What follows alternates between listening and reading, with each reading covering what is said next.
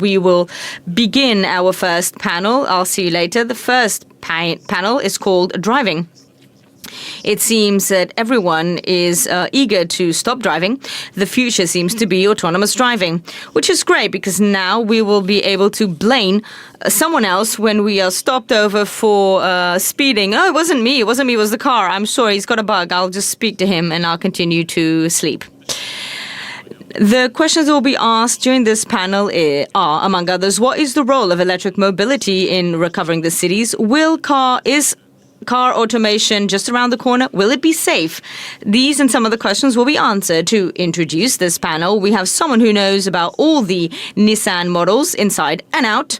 Although if you saw my wife's Qashqai at the moment, he wouldn't be able to distinguish it from a coach, would he? But anyway, he's the VP of Nissan Design Europe, Matthew Weaver.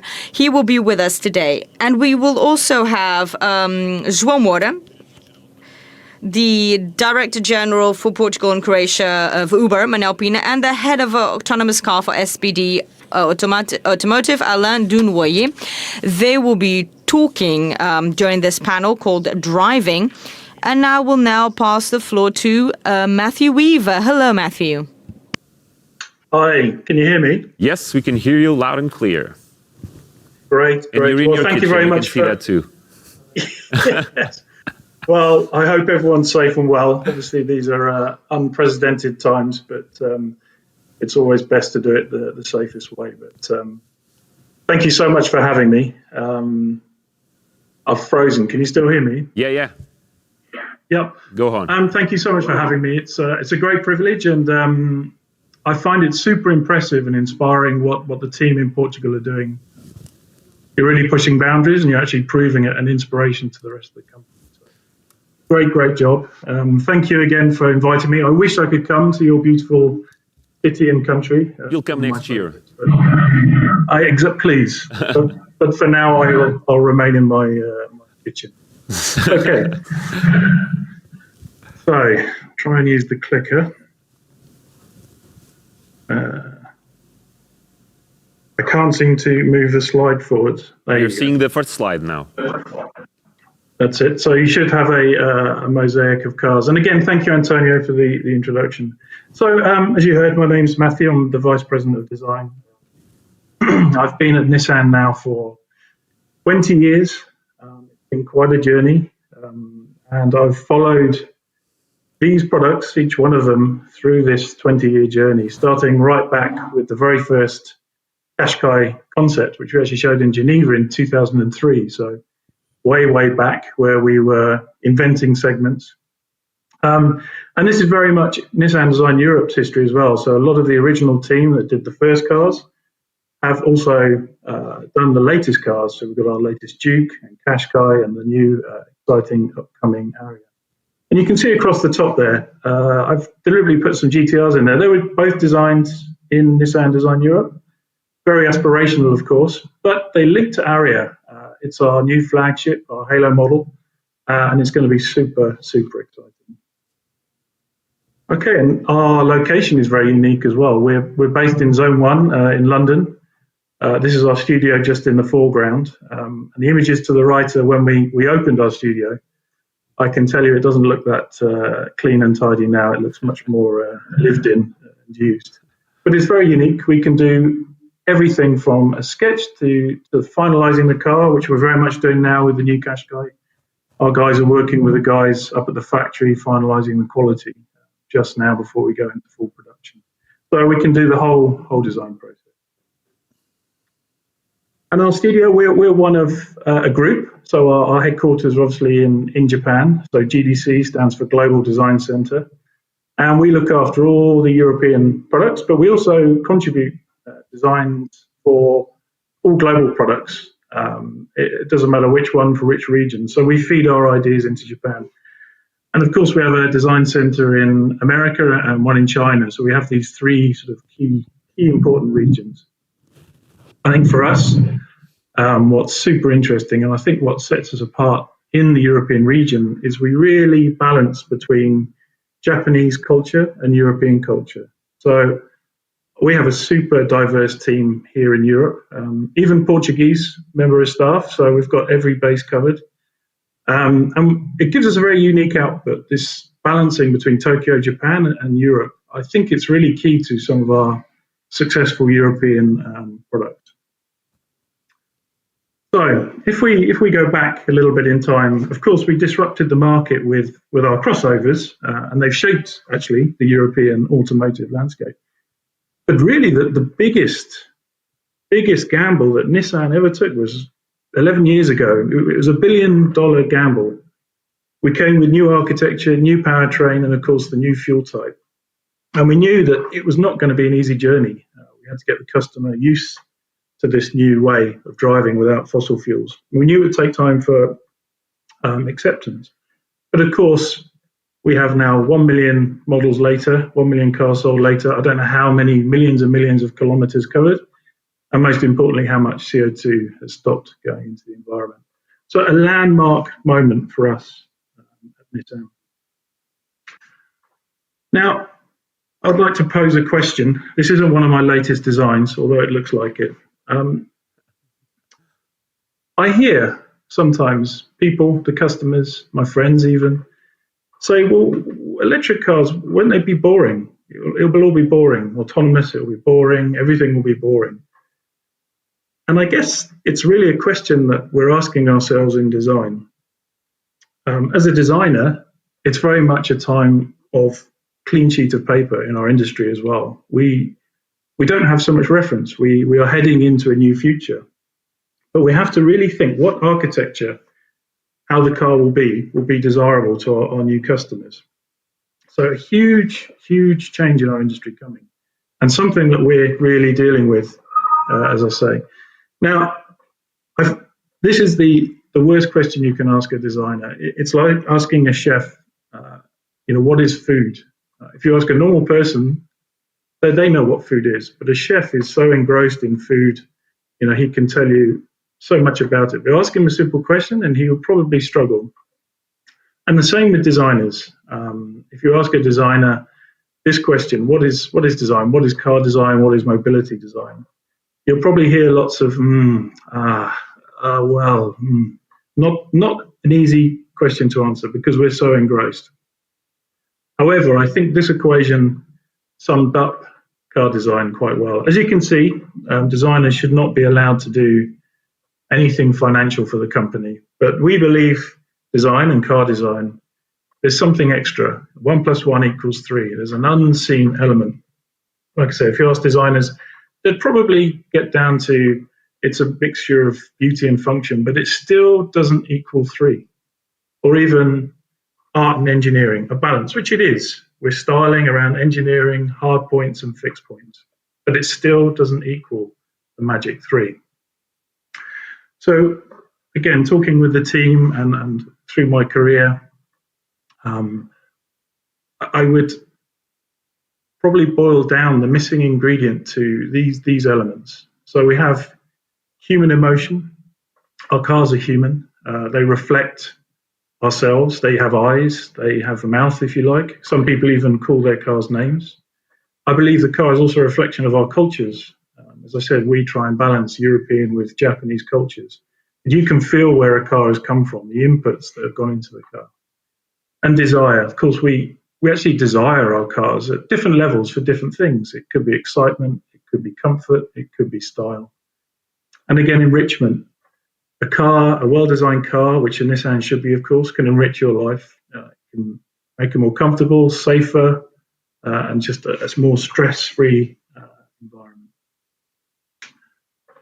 And if I add the 1 + 1 and those ingredients, you can imagine that perhaps the outcome would be this. This is a Talbot Lago from the 1930s. It's art and engineering, yes. It's a car. It would go over 160 kilometers an hour in its day, and you can see it's artistic. But there's a missing extra element. You can tell it's from the 1930s, from that time in history. You can tell, for me, I can tell it feels somehow Parisian, somehow French, and it's exactly what it is. And for me, that's what a car does. It captures all of those elements and it envelopes it around, obviously, engineering and art. So how are those ingredients made? How is a car made even? How do we design our cars? I know some people here will be familiar with the process, but some maybe not. And indeed, it's a process that's changing. As we speak, it's changed. And our two latest products, Qashqai and Aria, have been through a transformational process from a traditional way of doing it to a brand new way of designing cars. So in the beginning, it very much starts with a line, is the old saying, or a sketch. And here you can see on the left, there's actually an original sketch of a Datsun, so probably 50 years old. And on the right, one of our young designers sketching the Aria interior. And this process still fascinates me because it's very much the beginning. Everything we will talk about today, I'm fascinated by because it's the infrastructures, the whole car and everything around it together. But that whole process starts here with just a simple sketch every time, still handmade. And I've put from heart to brain to hand because the elements I said, the designer will instinctively capture those elements and sketch them and translate them for the first time in something visual. The next part of the process, again, this hasn't changed. You can see on the top left there, there's an old picture of a clay car, 40, 50 years old. We still use clay. So the two cars you can see, obviously it's our new Duke and there's a scale model of our new Qashqai. They're both still clay models and they're made by hand. We do use computers and mill, but still a very handmade process. However, there's been a cause and effect change. So not only is our world changing and the product, what's inside the product, but actually the way we're designing these new products has changed. As I said, through the life of Qashqai and Aria, we've gone much more digital. On the left-hand side, you can see that I'm actually wearing a virtual reality headset. And what's actually happening there is as some of you may know, perhaps from gaming or if you've tried it, I'm actually in the environment next to the car, as far as I'm aware. But there's a new added element. I was actually in a conference with my boss in Japan, Alfonso, and I can see his avatar in this virtual world next to the car. So we can actually have a review around a car while being 10,000 kilometers apart in real time. This is incredible when I think back to the beginning of my career when we used to perhaps fax information to each other. So the process is completely sped up. And the image on the right with Aria, we can actually real-time drop the car into different environments. So we can drop it into California, into London, into Lisbon. We can see how the car looks. We can walk up to the car, go into the car. How does the interior match up to the car as we're developing the car rather than just at the end? So it's speeding up our process and very much also allowing us to see what the customer would see much faster. And then there's a very new element that's coming into our design process. So I've put the superior brain, and of course I'm referring to artificial intelligence and what we call generative design. And on the left is actually a structure that's made using AI. And AI works very much on constraints. So you would have to say, what is the lightest way to make the strongest structure? So even though the image on the left looks somehow very organic, it's completely made using artificial intelligence. And if we move to the right, you can see Aria, the front shield of Aria, the tech shield. And this as well has been captured using AI. So we have the tessellated pattern. So again, also in the Daylight Runner, there's a texture. And with the human hand, this would barely be possible or would certainly take a huge amount of time. But using this AI, we can quickly get a much more high-tech feeling and implement that there on the Aria. And then there's in our design process, we realize there's another dimension. We're used to designing the actual attribute, the physical car itself. But what's interesting is we call it UX, user experience design. And the image on the left, it's been used quite a few times, but if I can sort of describe it, if you like, the pathway is our product. It's beautifully made. It's what we would expect the user to do. However, the human always will seek to find the easiest solution or the quickest way to do something. So in effect, the image on the left is a case of bad user experience. The human has overridden the system, if you like. But if we go to the right, you can see the area interior. And this is really pushing our boundaries of knowledge. So not only is there a huge amount of information there inside the car, we have designed it with the UX guys to try and give a simpler interface and user experience as possible, as intuitive as we can get. And this has become very much in the forefront of designing our cars. Sorry, my clicker keeps timing out. 1 second.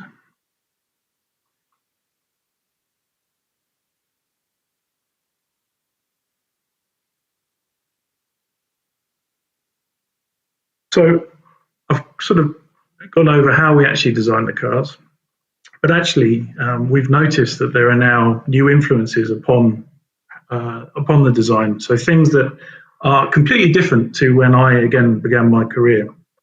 And if we actually look at a few of those, we've noticed that the social responsibility of the car, how we view the car, has changed clearly.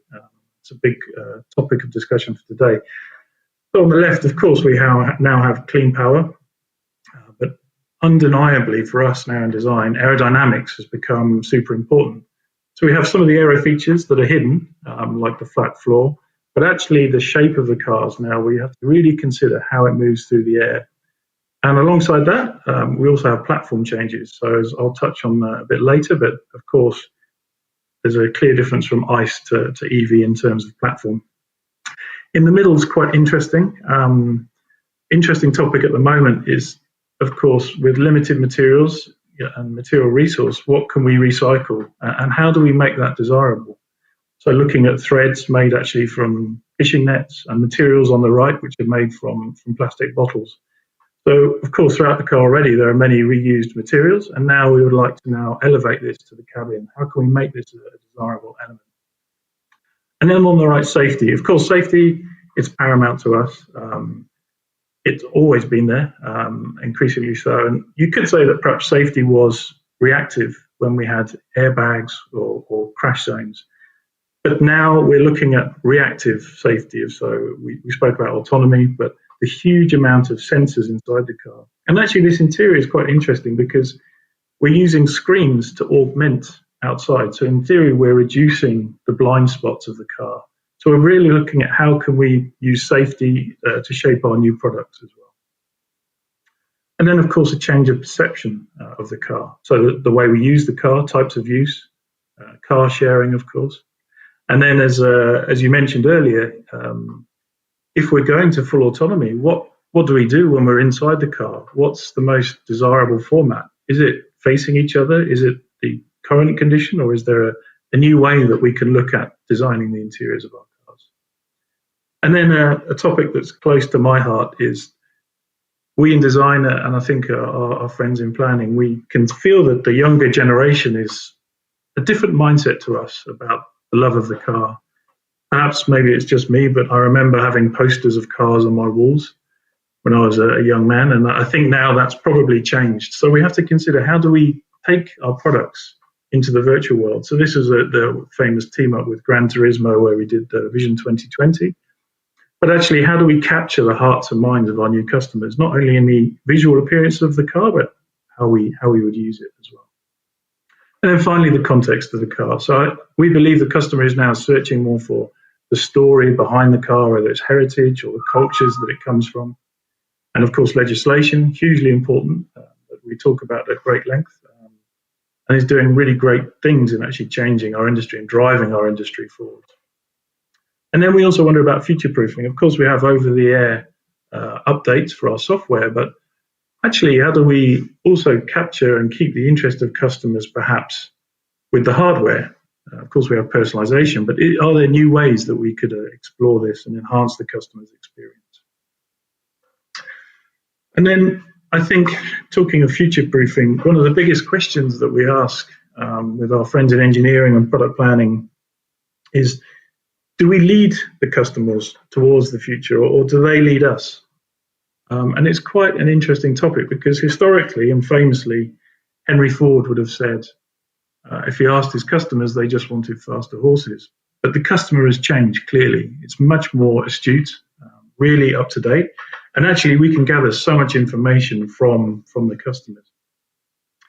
And it's how do we get the customers to embrace this technology and ultimately to make their lives safer and more stress-free. And actually, we have something in the industry, I think it's widely used, called Maya. And it means most advanced, yet acceptable. And I think if you can get your products into this zone, this is the golden zone where you lead the market forwards. And I believe Nissan has done that a few times with its crossover history and clearly now with EV history. So what's next? That's the next billion-dollar question, of course. As you can see, I've outlined the way we design cars. That's changed. The influences, there are more influences now than ever before on the car. And I wish I had a crystal ball. Unfortunately, I don't. If I did, I wouldn't be talking here. I'd buy a lottery ticket. And that would be that. But I think the industry has never been more dynamic, agile, and to be honest, even unpredictable. But as a designer, what that gives us, most excitingly, is an opportunity for creativity. And how about this? This is an amazing, incredible piece of concept work. So we made this in our studio in London, and fundamentally, it's a car made of glass, which you would think, well, this doesn't make sense because for obvious reasons. However, if I backtrack and we have autonomy, 100% autonomy, zero incident, zero risk, do we need cars to be made of metal? Do we need impact zones? So the whole dynamic, the whole equation changes. And this was quite a stunning thing. So from that, if you like, necessity comes a different type of beauty. And quite beguiling when you see these models. It's something almost alien, if you like. So we can look really right into the future, or actually something quite close to my heart. We can take something that's quite recognizable from our heritage. I love the old Nissan Silvia. But actually, we look at the car and we think, well, it looks very clean, very stylish, and actually could translate into an EV car as well. So actually, the opportunities are endless. The smooth, seamless power of EV will provide a great platform for many exciting products in the future. I realize I'm running on a little late, so I'm going to speed up. But bringing it a little bit closer, I'm fascinated by our Aria interior, and hopefully there'll be some images and some film showing through the course of today that you can see a little bit better.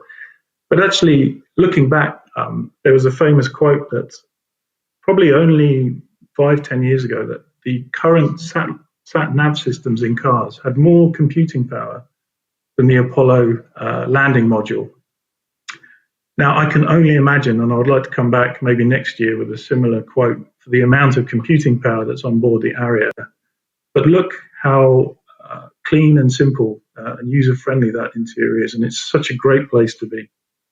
And actually, looking a little bit closer, we use something from Japanese culture called omotenashi, and it's the sense of well-being and welcoming. And when you see the car, it's very light, it's very airy.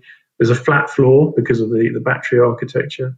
We've even moved some of the hardware outside of the cabin into the engine bay, so giving a lot more room, a lot more spacious feeling. So direct implication of the electric platform is a plus point for the customer. And as I said, the technology, not only is it very simple to use, but actually, as you can see on the right, they're called haptic switches, seamlessly into the finishes. And when the car is turned off, they disappear.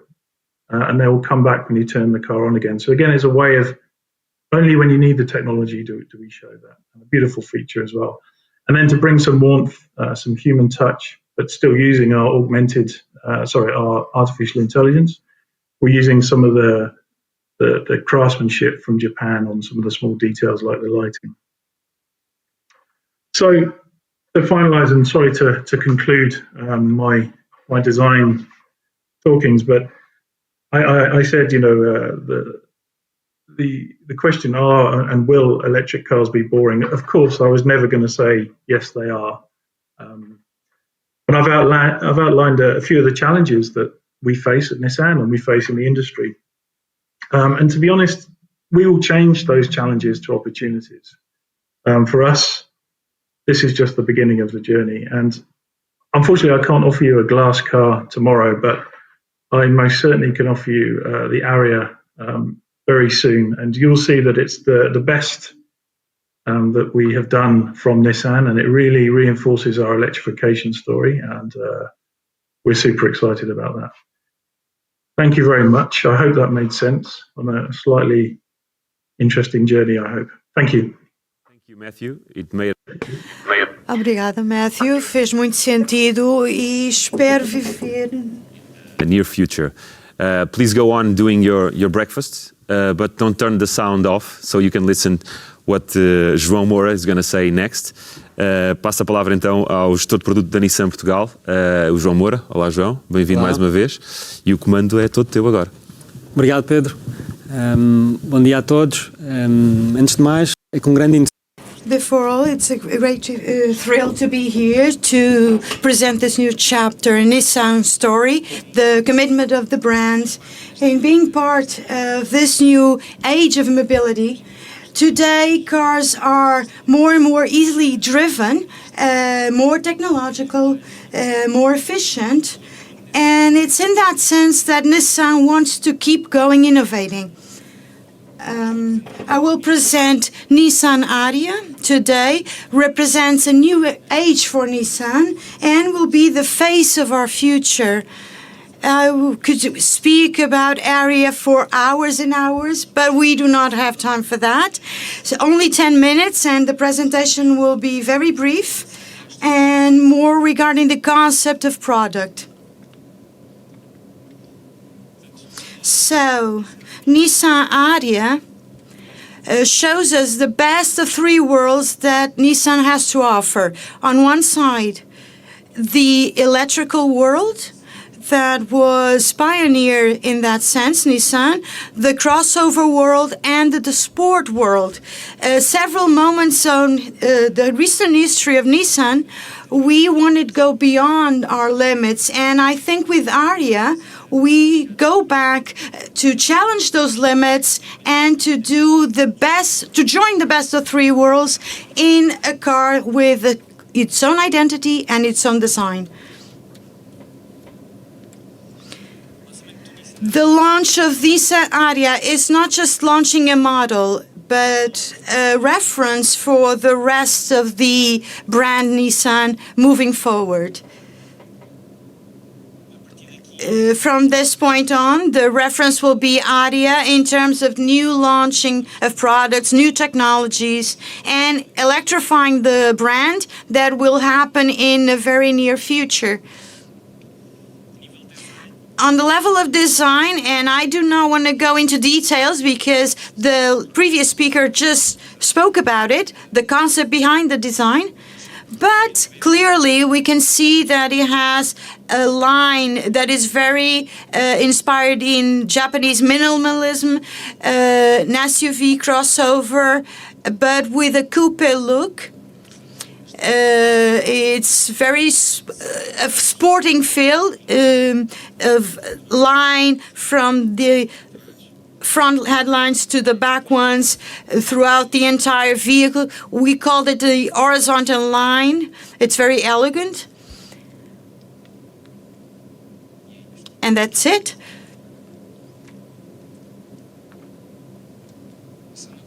Going to the interior of the vehicle, if we can have the next slide. Okay, here we go.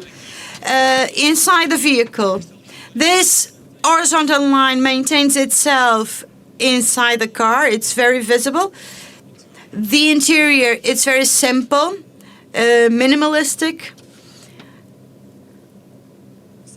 We can see here that the screens, they are directed towards the driver, and the inside almost doesn't have any buttons at all, just the controls that are unseen and dominate the entire of the car.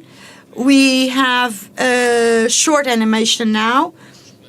The controls light themselves up, and when we touch them, we have a tactile feedback, creating a slight vibration to create the interaction between the driver, the passengers, that I think it's very interesting. Nissan Ariya is personalized, the personification, putting into practice what we are debating a lot in the intelligent mobility. It's our concept in Nissan, divided in 3 pillars. As you can see, the 4 are structured this way: intelligent power, intelligent driving, and intelligent integration. And Ariya personifies these 3 pillars. I will explain them briefly, how the product is inserted in these 3 pillars. So, we have a new platform created from root for this vehicle, and this brings a lot of benefits. It's a platform thinking of an electric car, so the batteries will be below the car in a very... The weight's well distributed throughout the vehicle, and it will be. We will have a lot of space for passengers and drivers, and to all the technology that the car has available.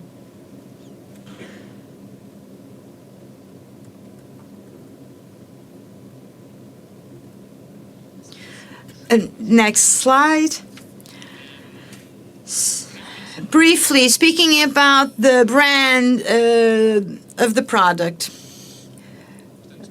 we have 2 transmissions, one 4x2 and another one 4x4, that we will call E-Force. 2 different batteries, one 65 kilowatts and the other 95 kilowatts. They will do between 340 and 500 kilometers autonomy. And the anxiety of autonomy, we reach that mark. The anxiety of autonomy, it's an evolution, a great evolution. And then we have several combinations of equipment and power of engine from 280 horsepower to 394, and this E-Force high performance. So we can see that it's a product that can be adaptable to several types of roads. This new technology, E-Force transmission, 4x4, 4-wheel drive, and it's totally electric. It's a huge evolution. Here we have an engine up front and one behind, and makes that the 4 wheels can be run independently, and this will make driving very soft. There will be playing a dynamic game while person is driving. From balancing the weights and traction of each wheel, automatically managed by the car, is very dynamic, and will bring us an experience in driving from another world. A small video, a brief video showing us this technology.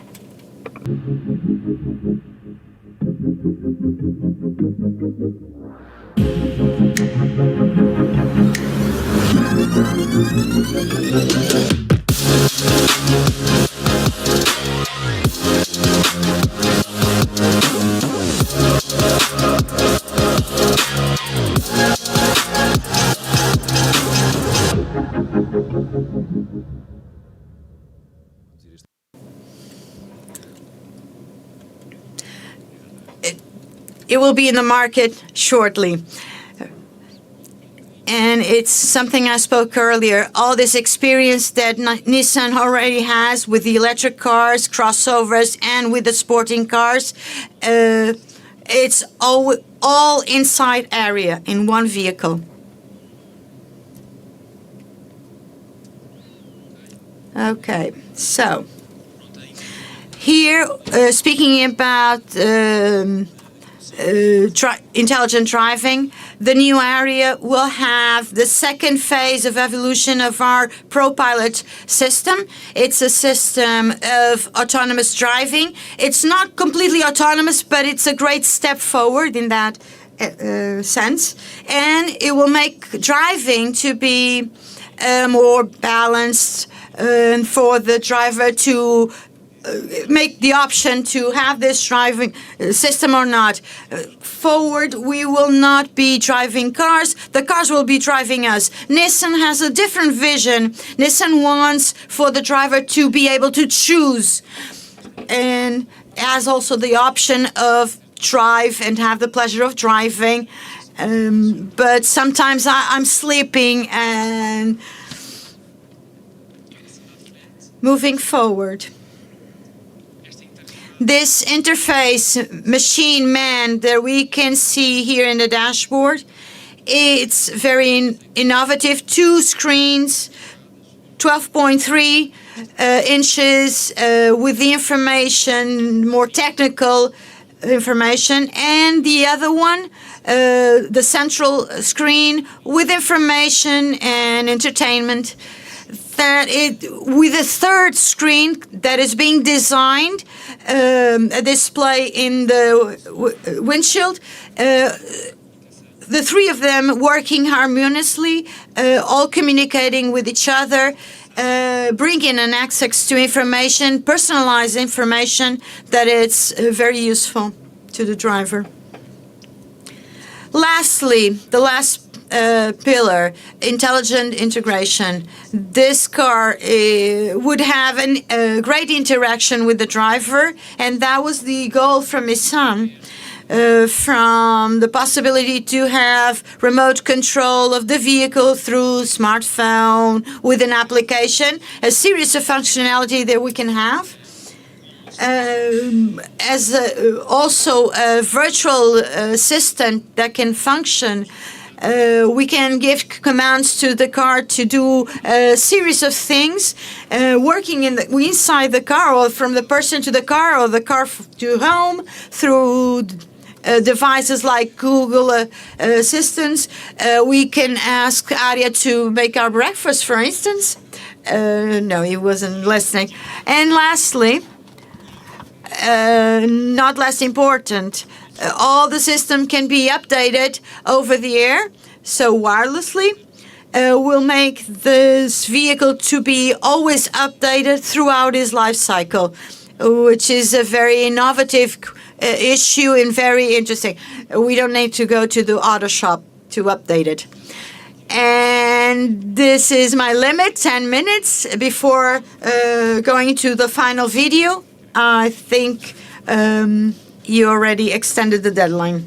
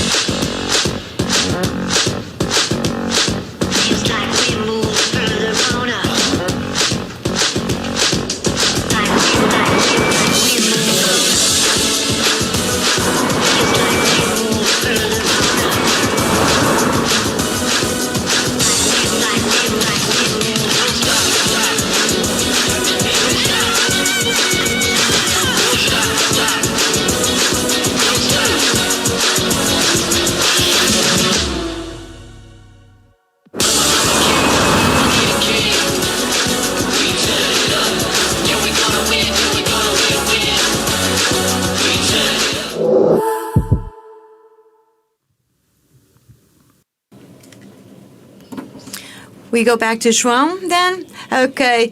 In conclusion, the idea was to make it before the video, but our enthusiasm regarding this product is huge. And at the end of the day, it's a product that I will summarize it. Everything we're debating today, or will be debating here today, it's a way to a more sustainable mobility and more intelligent. And Nissan has been working on this on more than 10 years. So thank you, João. We will speak later in the debate panel. We will pass the floor to our next speaker. We will go live to head of Alain Dumay. I hope I'm spelling this right.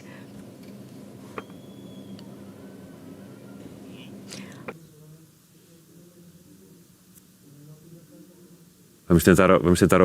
We will try to hear Alain. We had to change the speakers. Yes, sorry. Can you hear me now? Yes, we can hear you loud and clear. Thank you. And good morning. Good morning. Okay, well, thank you very much for the opportunity to share our view on vehicle autonomy and on how we see the future, panning out in the future. So just very briefly, SBD, we're an automotive consulting company based in Milton Keynes, the UK, but we have footprint all across the world, all the major markets. So what I would like to do is give you an overview of where we are today in terms of vehicle autonomy. There's lots of different definitions, but I'll just very, very briefly going to give you a brief overview of that. So there's 6 level autonomy, level 0 to level 5. Level 0 is typically no autonomy at all. And level 5 is when you have a full autonomy. So the car can go everywhere, no matter what, no matter the weather, the lighting condition, etc. So that's kind of that's the vision, that's the dream. But where we are today, we're very much at level 2. So level 2 is when the car is still very much automated. It accelerates automatically. It can steer also automatically. The car, but the driver is 100% responsible. And that's where most of the industry is today. Moving to the next level, level 3 of autonomy, that's where, under some very constrained conditions, the vehicle can be driven automatically without any supervision from the driver. But there's a big caveat, and the caveat is that the driver needs to be ready to regain control when required. And we are starting to see some introduction of those vehicles, but it's going to be very, very limited. And then level 4, which is very much still in R&D, in our opinion, is same as level 3, but this time the driver is not the backup anymore. And that's kind of a dream, short of level 5, where the system works everywhere. So what we see in the industry today is that most OEMs are now concentrating towards something called level 2+. So it's making that level 2 even better, more capable, but the driver still remains in charge at all times. And there are many reasons for that, and I'll explain some of them a little bit later. In terms of level 2 or level 2+, you see a couple of examples. We've got BMW in the US with the extended traffic jam assistant. We talked about Nissan, ProPilot 2.0 in previous presentation, and Nissan has been leading in that space. GM, also Super Cruise, has been introduced in the US quite a few years ago. And in terms of level 3, Japan again has been quite innovative, and actually the Honda Legend has introduced the first commercially available vehicle at level 3 in Japan, but it's very, very limited. It's only 100 vehicles. So you can see there's lots of, I would say hesitation, but you have to be very careful when you start introducing such system and make them available to consumers. So why is it taking so long? I mean, the fully automated car has been promised for as long as I've been in the automotive industry, really. Enormous progress have been made, but yet it's still not there. Not actual the ultimate solution. So a couple of reasons I would like to give you today. First thing is that humans are actually quite good at driving. Despite what we hear that it's true, humans are in most cases the reason for the accident to take place, it's still quite difficult to beat driving performance. And I'm just taking the example of the UK, where in terms of fatalities, there are about 1 fatality for every 500 million miles driven. That's a big number to match. And if you wanted to have robot vehicle, then you would probably need a 2 order of magnitude improvement, which means that you're going to have to reach aviation performance. And that level of performance for the aviation has been achieved after many, many decades of development and collaboration. And for the automotive industry, we really only at the beginning of that journey. Another thing that is also kind of holding us back a little bit is artificial intelligence. So artificial intelligence has made some impressive improvement and can really do things that we couldn't think possible before. However, one thing that is still very clear, AI cannot extrapolate yet. It's only a correlation. So what I mean by that, just to give an example of that mattress on the road. If you imagine you're driving, you immediately will see it's a mattress. And as a human driver, you would say, well, okay, let's say you're in an SUV, you could say, well, that mattress is probably soft. And therefore, I can probably safely go over it. Or I may decide to swerve around it depending on the traffic around me. But certainly going over it might be a better solution, a better outcome rather than going around it depending on the traffic condition. AI cannot do that. AI is trained for things that belong to the road today. So you think that you're going to have to build the entire experience of humans in order to be able to respond to those scenarios correctly. So this is another reason why there's a major challenge that's still ahead. And the final one, which is not mentioned very often, but it's the road friction. We can't predict it. If you want to always avoid collision 100% of the time, you need to know exactly where is the road friction ahead of you. So most collision avoidance systems today, they're very effective and works very well on dry road. But as soon as it's on ice or on snow, then things are not going to work so well. And rather than avoiding collision, the system can only reduce the collision speed. Also, are consumers ready? I would say yes and no. We do a lot of market research and benchmarking of vehicles. And one thing that keeps coming back in our work is that what really consumer wants is safety. Yes, extra convenience, definitely they want that as well. It's a nice to have, but what they want predominantly is safe cars. And we really think there's a need to rebalance maybe against the current preference for safety, where a lot of effort is going towards the high level autonomy, where we think that a bit that needs to continue. Maybe more effort should be put towards the more standard safety system, just the standard collision avoidance systems, because there's still a lot of improvement that can be delivered. And one thing that is we think is really important is to have a better human-machine interface and also a better UX to increase trust in those systems. And unless this is happening, unless there's a change of maybe priority, we predict that the safety benefit of ADAS or system up to SAE level 2 will probably plateau at about 30%. So 30% of road accident being eliminated. Now that would be amazing just to achieve that number. But I think there is sometimes this maybe impression that vehicle autonomy is the answer to no more death on the road. And we think, yes, it is longer term, but short and medium term, there's other things that can be done. And we'd like to see maybe OEM have more emphasis on, for example, very low speed impact accidents or making collision avoidance more effective on country line.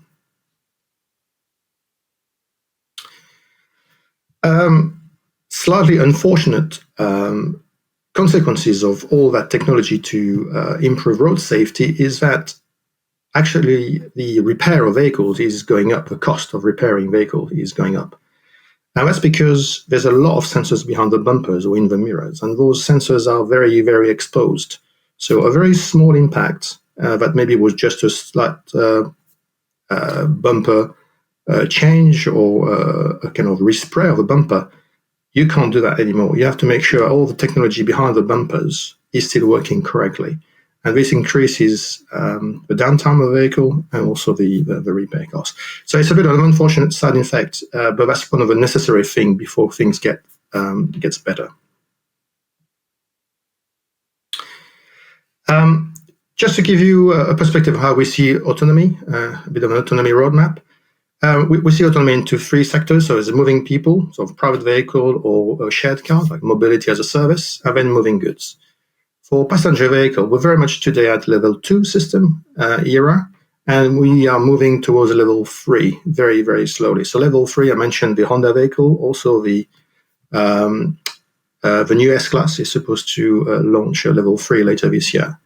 But really, for the passenger vehicle, the aim is to deliver L4. And I've explained some of the challenges we're facing, and hence why the timeline is quite long before we get to that point at volume.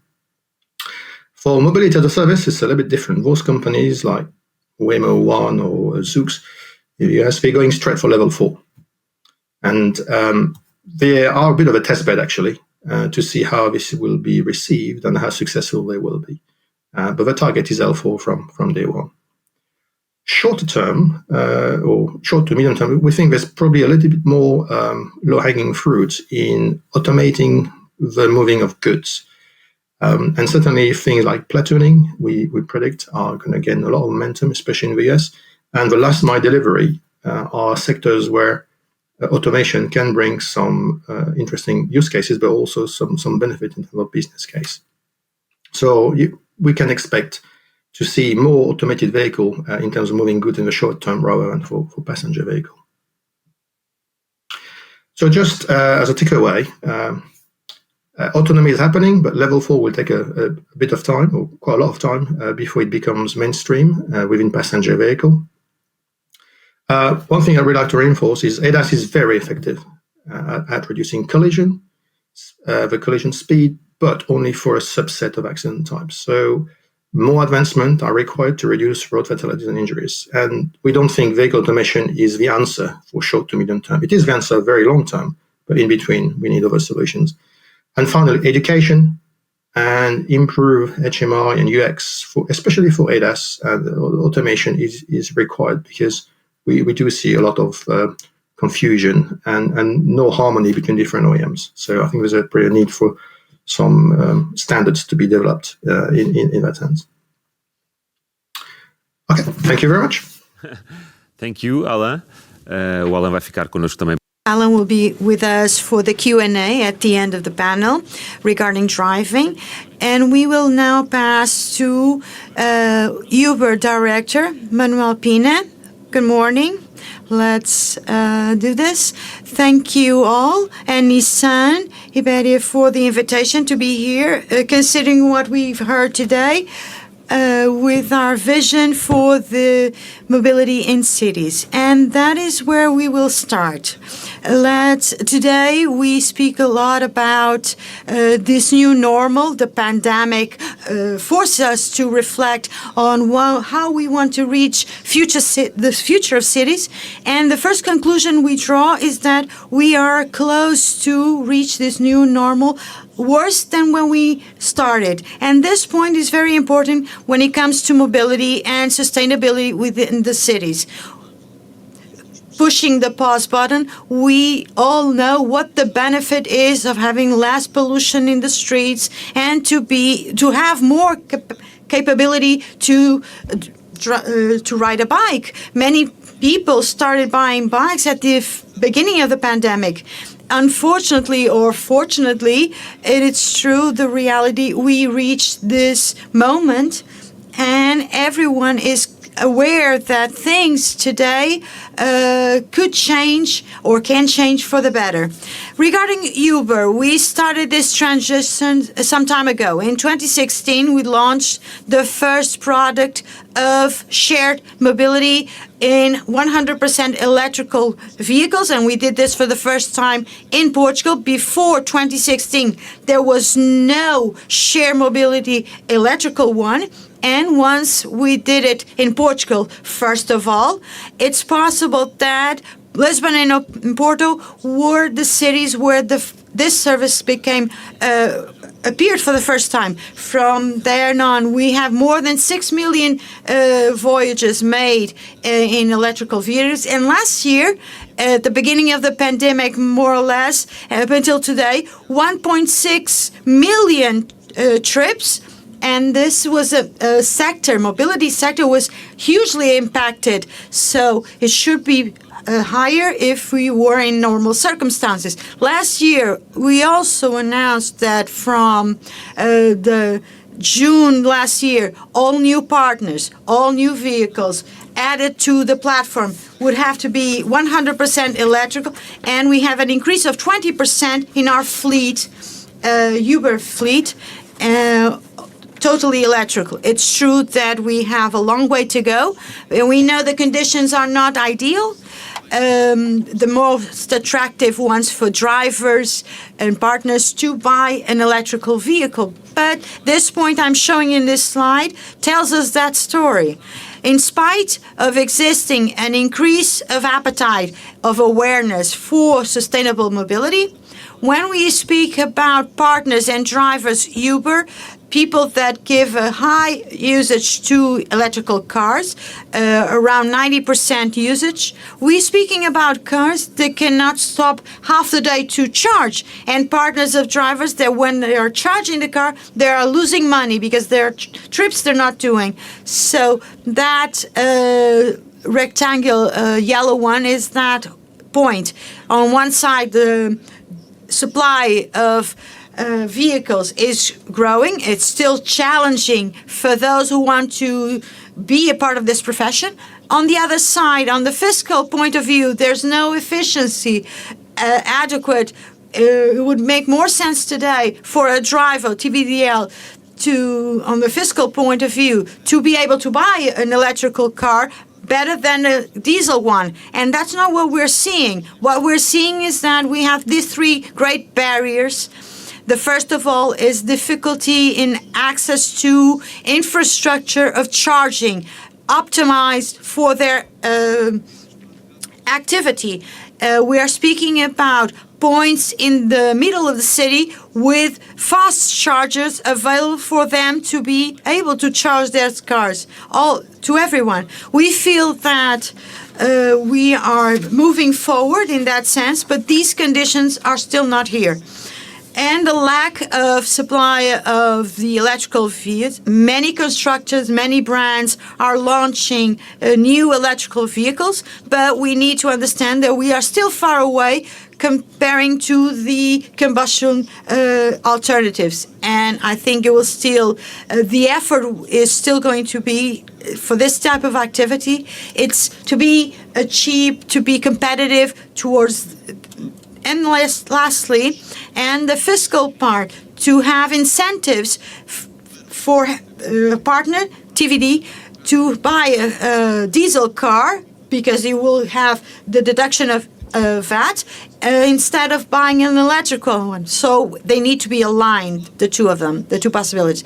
On the other hand, we are very committed to ensure, not just in Portuguese cities, but to reach this new normal better than when we left. Last year, we announced the first of our three great goals for the 10-20 years ahead, starting with 2025, where we committed to 50% of the kilometers run in 7 European cities, including Lisbon, to be done in electrical vehicles. Up until 2030, 100% of the trips in Europe, United States, Canada, it will be in electrical vehicles. And up until 2040, in all the cities operating the world, all the trips will be in electrical vehicles. To reach this point, we believe there are 4 areas of action that are key.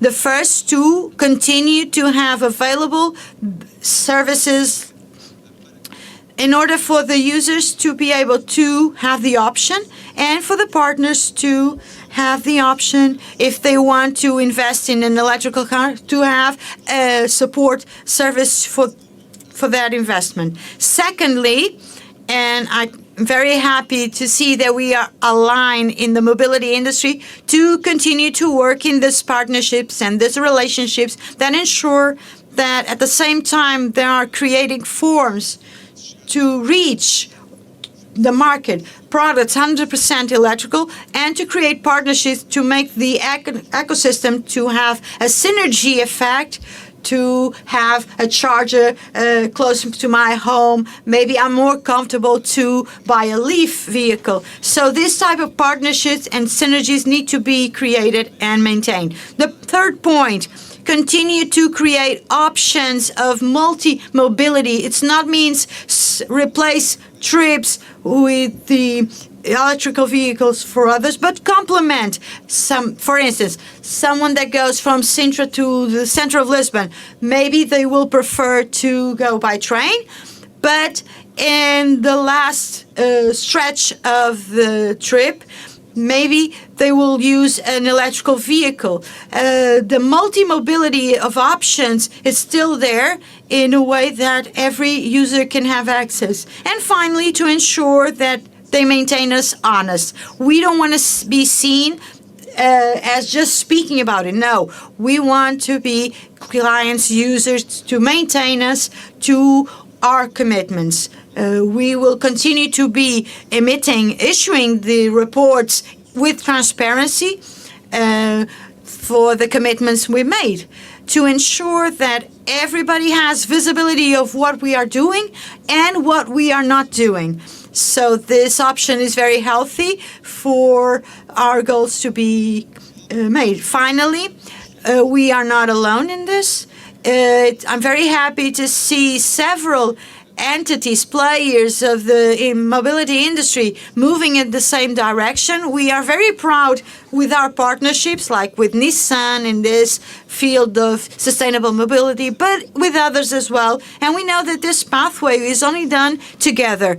There's not just one brand, one player of mobility that is able to have an impact, total impact in the industry. But if we all work together, and I believe there are incentives shared by all of us, this synergy I spoke earlier will be created. So thank you once again for the time that you gave me, and to wait to arrive in this new normal in the best way. Thank you, Manuel, for your message and the work you're doing.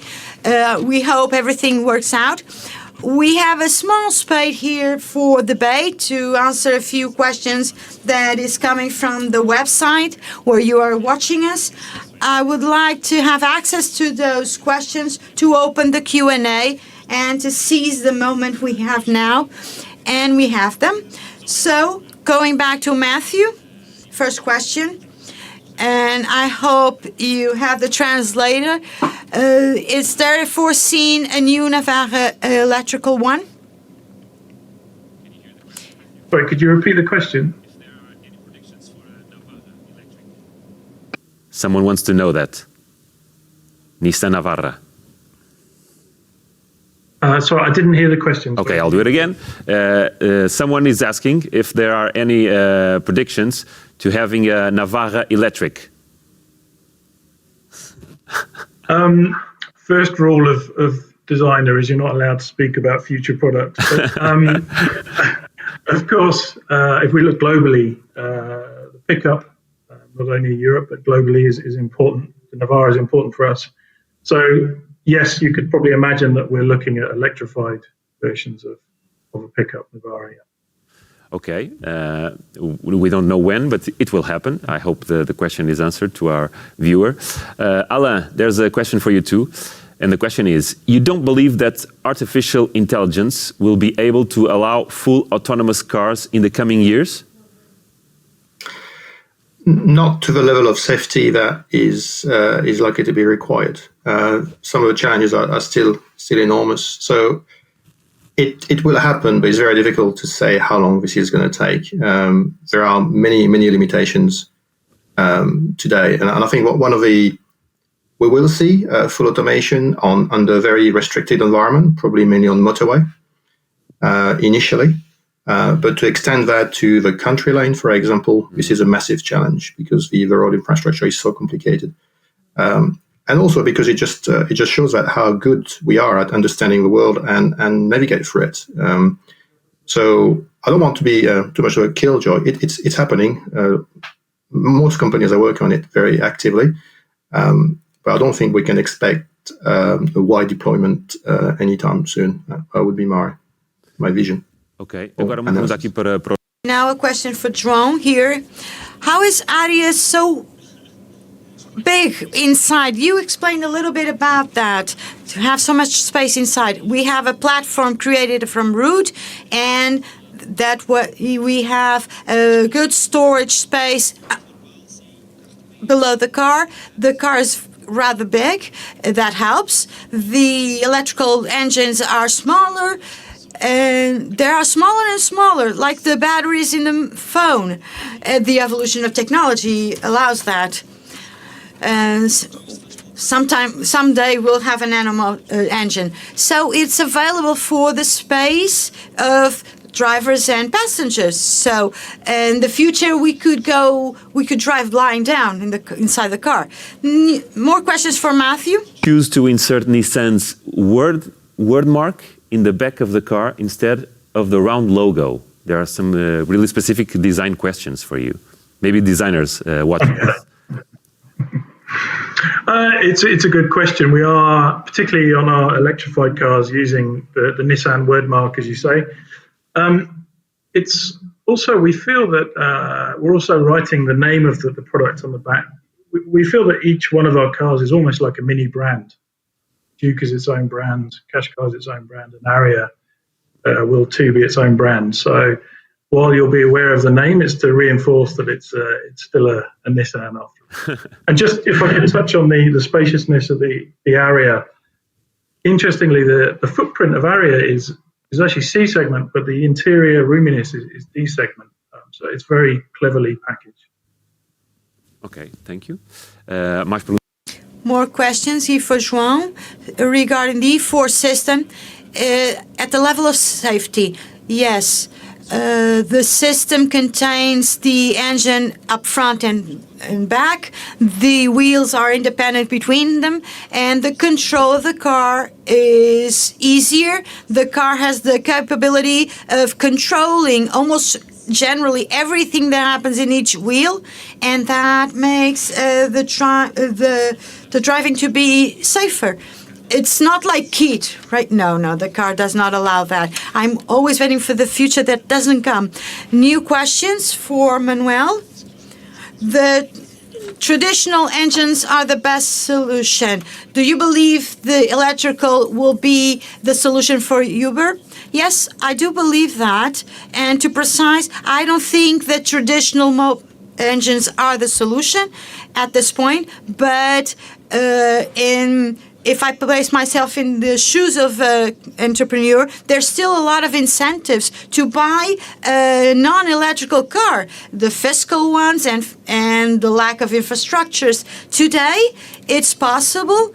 I came here by Uber Green, so it's possible to have a service, a reliable one, and for people to trust electrical mobility. I have no doubts whatsoever that this is a reality, that it's completely possible today, and he will proliferate in the next years. So thank you. Another question for Matthew. We still have some time. Ingenuity of the Nissan. Agora a pergunta desapareceu quando eu estava.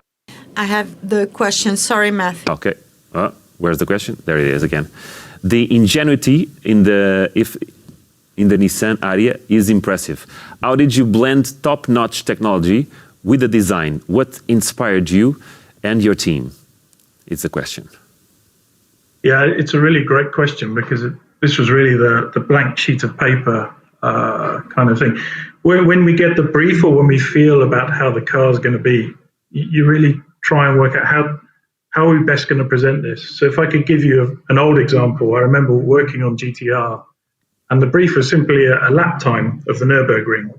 But that told us aerodynamics is going to be key, it's going to be very important. Now with Aria, we immediately heard of these advanced systems that were going on board, the most advanced we've ever had. So immediately, designer felt this is quite complex. So the natural feeling is, how do we simplify? How do we make this easy to use? And actually, we looked quite heavily at Japanese cultures. This idea, it was mentioned just briefly before about the surfacing. we use something called MA, which is just MA, Japanese. And it's really the philosophy of having something very clean, very confident, and just using really nice details. And that's kind of ARIA all over. It's this almost silent confidence that we wanted to bring to the car. And of course, again, just to reiterate, as you said, the car's so advanced that the natural pull was to try and distill that down into the simplest offering, yet still premium, beautifully thought out that we could make. I hope that answered your question. I have a question too. Being in your position, designing a car, do you feel tempted in designing the next car you want to drive for yourself? You know, if you ask a designer that, the designer will have like 30-inch wheels and will be half a meter off the ground.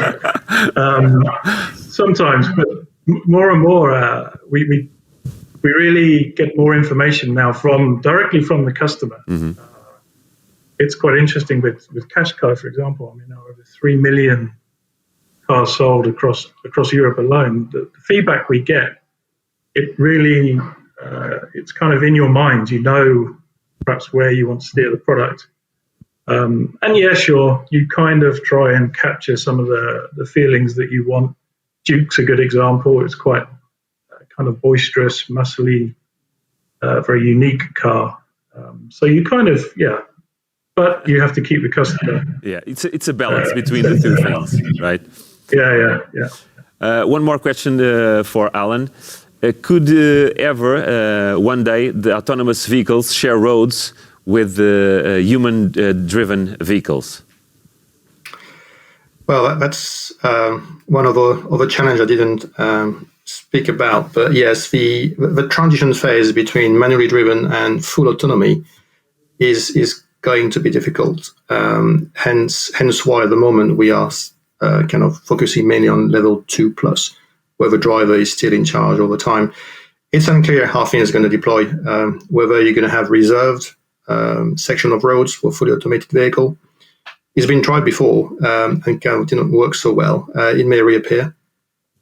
So it's difficult, but definitely the aim is to have those vehicles to be able to navigate safely within the majority of other vehicles being manually driven. That's a clear target. Because we're gonna need to have like a transition period, right? Yes. Transition and sorry. And education. Yeah, transition and education. So I think education and what was mentioned before, making the car simpler, I think will go a long way towards that. We see many cars with far too complicated interfaces and too many systems, to be honest. So with EVs, I think there's a good opportunity to kind of try to simplify vehicles as well. So that will make the trust and the confidence and a lot easier. Aqui mais uma pergunta para o Manuel. Another question from Manuel. Dos motoristas. If by one side the drivers complain of lack of infrastructure, the private world complains about the time. Which would be the solution for the drivers? It's an excellent question. Speaking a little bit about the subject we debated earlier, the availability of infrastructures for everyone and for partners and drivers, but for the user, the private user that needs to charge his car. And what happens today, we still don't have this set of infrastructure that are sufficient number. The impossibility many times for a private citizen to charge his car, he's not able to. We are making efforts in this sense to have specific infrastructures. We have a partners with the Portuguese startup PowerDot that launched already in Lisbon, in Porto, specific points for Uber drivers and professional drivers, and we think the pathway is through this, but not just complementing specific points for Uber drivers, professional drivers, and private users for a few moments. It's key for the partners and the drivers to be able to use. In another word, massifying the charging points in the same fast speed and will revolutionize the market, of course. We don't have more questions, so thank you all again for this, the Matthew, João, and Alan, for being with us here this morning. And I hope next year you will be here with us physically, and you are all invited to come back. Thank you all.